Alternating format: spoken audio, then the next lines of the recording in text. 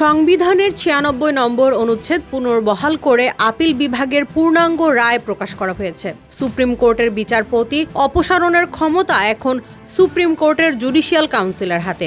৫ June এর রায় প্রকাশ করা হয়। এর আগে ২০২৪ সালের ২০ অক্টোবর রিভিউ আপিলের প্রেক্ষিতে প্রধান বিচারপতি সৈয়দ রেফাত আহমেদের নেতৃত্বে ৬ বিচারপতির আপিল বেঞ্চ ষোড়শ সংশোধনী বাতিলের রায় বহাল থাকবে মর্মে রায় দেন।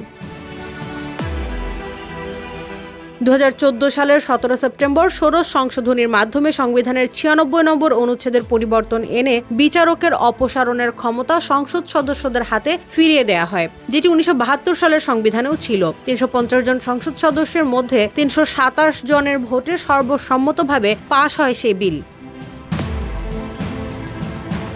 কিন্তু ২০১৬ সালের ৫ মে হাইকোর্টের বিশেষ বেঞ্চ সংখ্যাগরিষ্ঠ মতের ভিত্তিতে ষোড়শ সংশোধনী অবৈধ বলে রায় ঘোষণা করেন। পরে এই রায়ের বিরুদ্ধে আপিল করে রাষ্ট্রপক্ষ।